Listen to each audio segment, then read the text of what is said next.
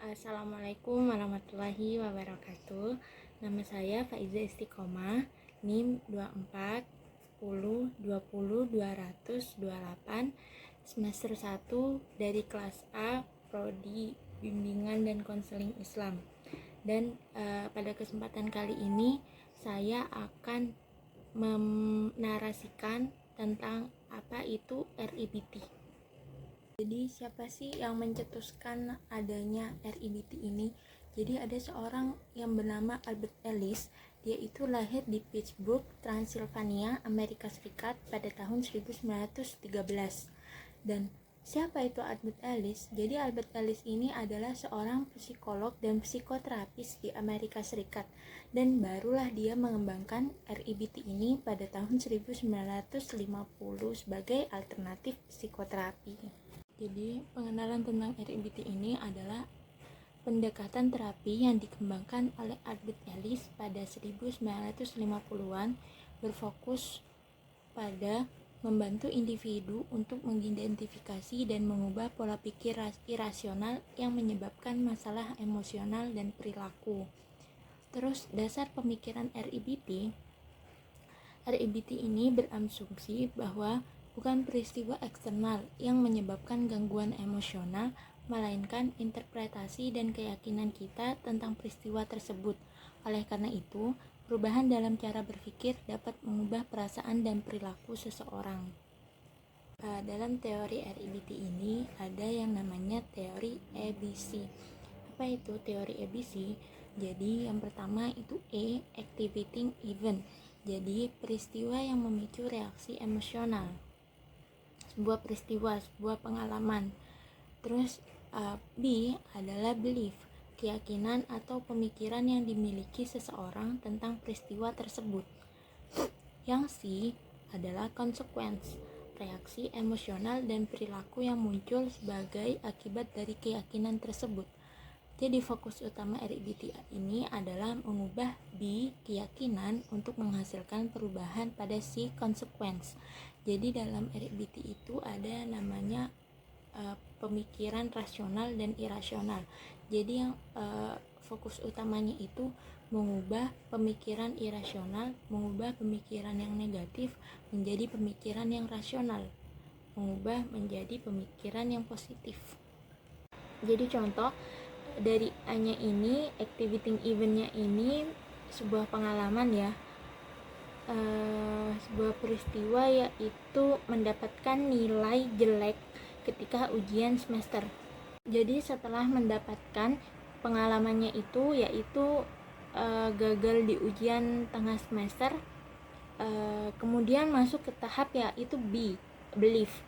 Belief itu kan sebuah keyakinan. Jadi tiap orang itu memiliki keyakinan, memiliki dua keyakinan, yaitu irasional dan rasional. Rasional itu berpikiran ke yang positif, ke arah positif. Kalau yang irasional itu berarah ke yang negatif.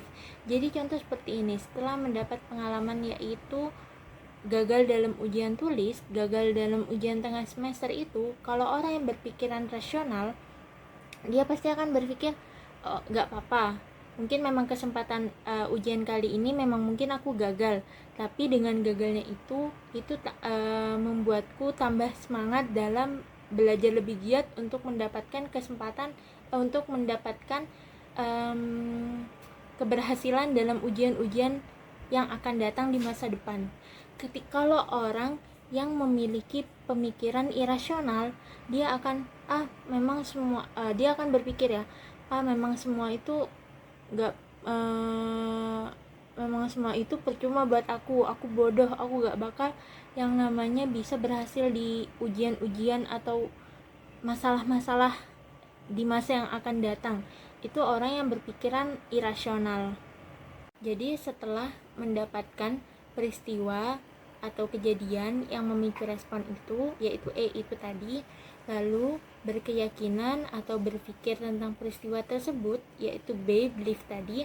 Lalu di sini ada C, yaitu consequence. Consequence itu akan adalah dampak emosional yang perilaku yang dihasilkan dari keyakinan tersebut. Nah, jadi contohnya kalau kita berpikiran irasional, Dampaknya itu adalah merasa kecewa, putus asa, dan tidak akan mau mencoba lagi untuk di kemudian hari. Kalau kita berpikiran rasional, kita akan mencoba terus, lalu belajar dari kesalahan yang kita telah perbuat. Itu kalau orang yang berpikiran rasional. Jadi itu contoh kejadian ya, sebuah peristiwa dari teori ABC ini. Jadi catatan tambahan ya, irasional dalam pikiran, yaitu RIBT mengidentifikasi berbagai jenis keyakinan irasional yang dapat merugikan kesejahteraan seseorang. Beberapa contoh termasuk: yang pertama, harus dicintai oleh semua orang, itu orang yang berpikiran irasional. Yang kedua, harus selalu berhasil. Yang ketiga, hidup harus adil dan bebas dari penderitaan. Keyakinan seperti ini yang dianggap sebagai akar masalah emosional dan perilaku yang maladaptif. Jadi pemikiran orang-orang yang seperti itu adalah orang-orang yang berpikiran irasional. Itu untuk catatan tambahan. Untuk selanjutnya, tujuan RIBT. Tujuan utama RIBT itu adalah membantu individu mencapai kehidupan yang lebih bahagia, lebih sehat secara emosional, dan lebih produktif dengan cara berpikir yang lebih rasional dan efektif. RIBT berfokus pada pengembangan cara berpikir yang lebih realistis dan adaptif untuk mengurangi stres dan kecemasan. Untuk teknik-teknik yang digunakan oleh RIBT itu, RIBT menggunakan berbagai teknik untuk membantu klien mengubah pola pikir, seperti disputing, yaitu menantang keyakinan irasional dan menggantinya dengan pemikiran yang lebih rasional. Yang kedua, reframing, melihat situasi dengan perspektif yang lebih positif atau konstruktif. Untuk yang terakhir, latihan berperilaku, mengubah perilaku yang tidak efektif dengan tindakan yang lebih adaptif dan positif. Mungkin cukup sekian dari saya. Kurang lebihnya mohon maaf. Terima kasih. Wassalamualaikum warahmatullahi wabarakatuh.